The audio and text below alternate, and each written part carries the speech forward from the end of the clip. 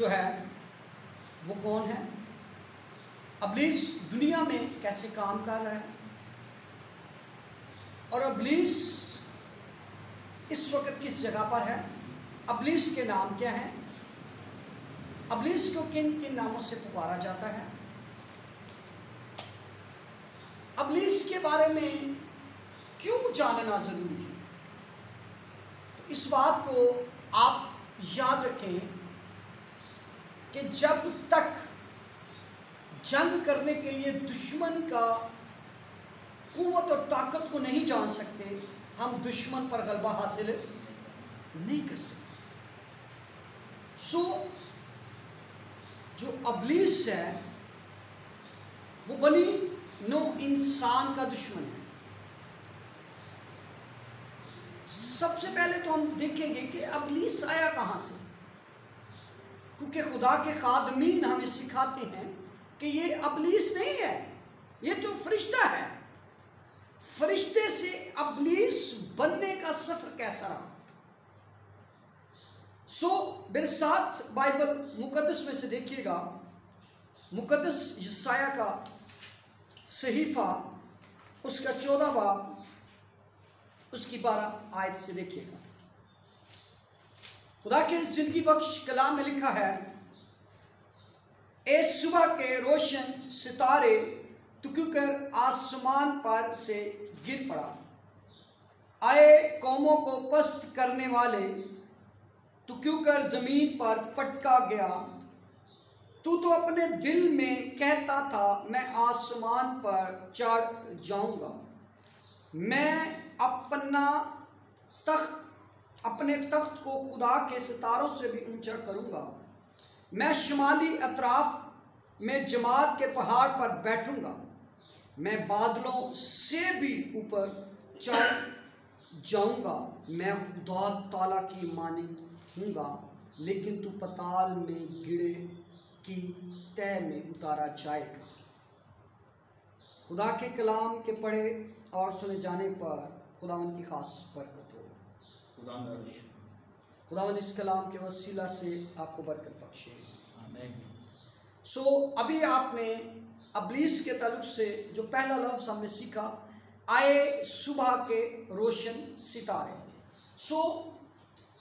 याद रखें कि लूसीफर जो एक फरिश्ते का नाम है, लूसीफर फरिश्ता है, शैतान नहीं है। और इसको जो कहा गया है सुबह का रोशन सितारा, इसे मॉर्निंग स्टार भी कहा जाता है। हुआ कुछ यूं कि इसके बारे में जो खुदा के खादमीन सिखाते हैं कि जब लूसीफर था तो जब ये हिलता था तो इसके परों में सांस की आवाज़ आती थी। और इसके बारे में लिखा है मसुकरूबी, और फिर लिखा है साया अफगन।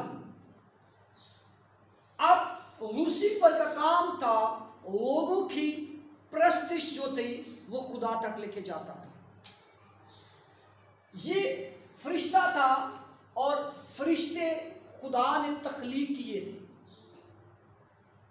और इसका नाम लूसीफर था। लेकिन लूसीफर का लफ्ज आप देखें तो फरिश्ते का है और इसका टाइटल सुबह का रोशन सितारा है। इस फरिश्ते के बारे में अगर हम देखते हैं तो खुदा तक जो है ये प्रस्तिश का काम करता था।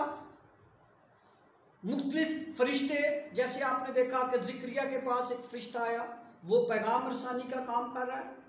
तो हाँ, मुख्तलिफ फरिश्तों के मुख्तलिफ काम हैं। तो इसका काम प्रस्तिश और सताइश लोगों तक लेके जाने में।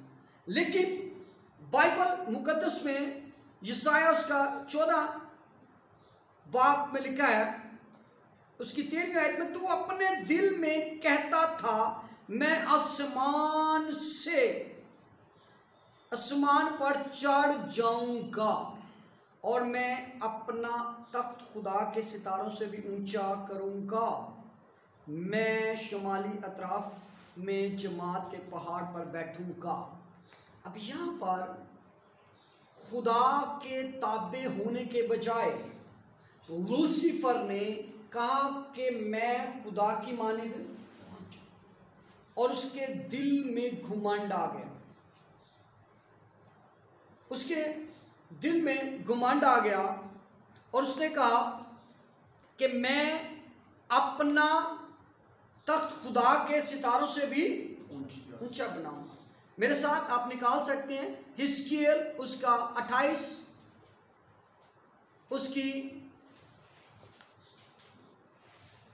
7 से 13 आए। जी क्या लिखा है, जल्दी जल्दी पढ़िएगा ताकि हम आगे पढ़ते जाएं।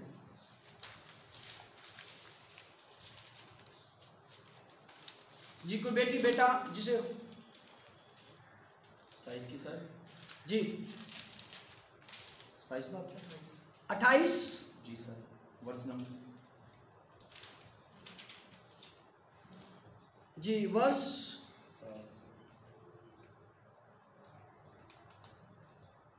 जी उसकी जो वर्ष है वो आपको मिलेगी 13 से 18 तक। जी पढ़े क्या लिखा है। तू अदन में बागे खुदा में रहा करता था। जी इब्लीस कहाँ रहता था जी? बागे खुदा में, बागे खुदा के बाग में, खुदा के साथ। इसे किंगडम ऑफ गॉड भी कहा जाता है। ये हम लूसीफर की बात कर रहे हैं, शैतान की बात नहीं कर रहे। ओके जी आगे।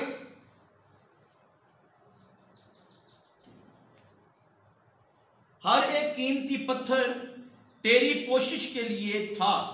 जी हर एक पत्थर कीमती पोशिश के लिए, बेड की मानत था। जैसे हमारे पास बेड है, उसकी बेड शीट्स हैं, बचाते हैं, तो हर एक पत्थर लूसीफर के नीचे था। जी आगे। मसलन याकूत, यकूत, सुर्ख और पुखराज जी, और अलमास जी जी, और फिरोजा जी, और संगे सुलेमानी। ये वो पत्थर हैं जो लूसीफर फरिश्ते के नीचे हुआ करते थे। जी आगे।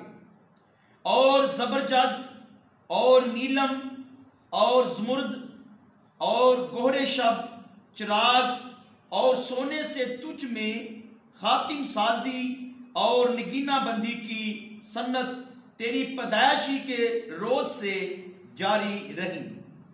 तू ममसूक रूबी था। जी ममसूक रूबी जो लफ्ज है इसका मतलब है मसाशुदा फरिश्ता, जबकि दूसरे फरिश्तों के बारे में मसाशुदा लफ्ज नहीं मिला।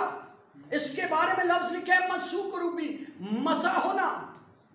और आपको बाइबल मुकद्दस पढ़ने वालों को मसा की अहमियत का पता है। जी आगे।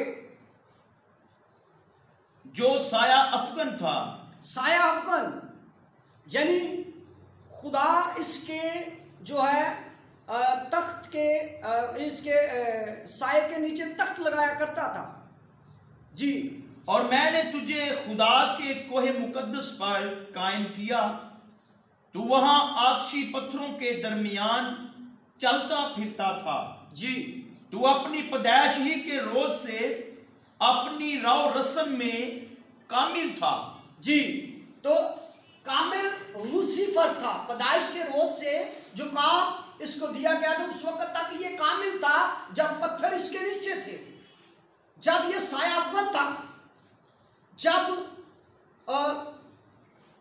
ये खुदा के बाग में रहा करता था, उस वक्त जब ये मसूक रूबी था।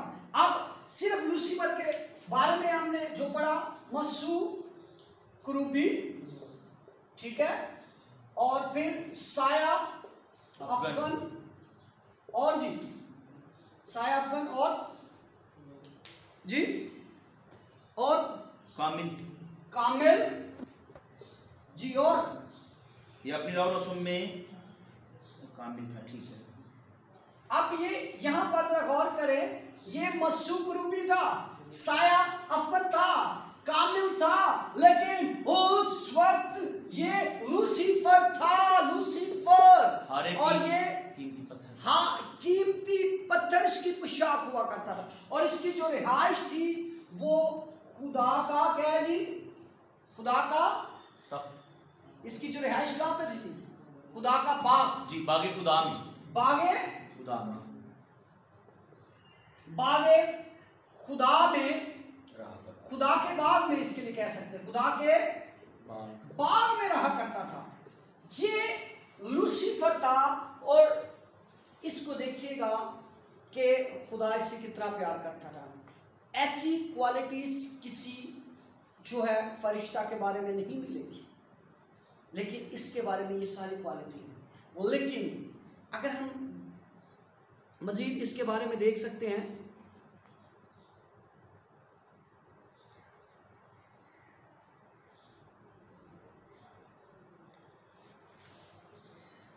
चौदहवीं आयत में लिखा है यशाया 12 बाब, मैं बादलों से भी ऊपर चढ़ जाऊंगा और मैं खुदा ताला की मानद हूं, लेकिन तू पताल के गढ़ की तह में उतारा जाएगा।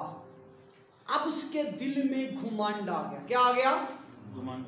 और ये कहां रहा करता था? खुदा के बाग में। मसूक रूबी था, सायाबन था, कामिल था, खुदा के बाग में रहा करता था ये लूसीफर। लेकिन हुआ ये, लूसीफर को सुबह का रोशन सितारा कहते हैं।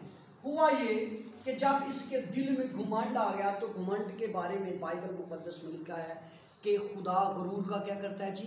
मुकाबला करता है। ऐसे जी? Yes sir. खुदा गुरूर का। तो हम सब जानते हैं कि साउल जो था वो बरकत के बाद पालूस बना, सायरी बरकत के बाद सायरा बनी, बरहाम बरकत के बाद इब्राहिम बना। यहां पर बरकत ने लूसीफर पर लानत हुई, और लूसीफर पर जो लानत हुई तो उसे ये लूसीफर से शैतान बन गया। क्या बन गया जी? शैतान बन गया। और शैतान के लिए जो दूसरा लफ्ज हम इस्तेमाल करते हैं वो है अबलीस। मेरी बात समझ गए? Yes sir. क्या बन गया? शैतान, अबलीस। शैतान का मतलब है दुश्मन। क्या मतलब है? दुश्मन। दुश्मन। अबलीस का मतलब है मुखालिफ, और इसके लिए एक लफ्ज शरीर भी इस्तेमाल किया जाता है। शरीर का मतलब है शरारत करने वाला। ठीक है? अब शरीर, ये अबलीस बेसिकली जो है तब से लेकर अब तक ये बनीनो इंसान के खिलाफ है। तब से लेकर आज तक बनीनो इंसान के खिलाफ है कि बनीनो इंसान खुदा के पास ना चले।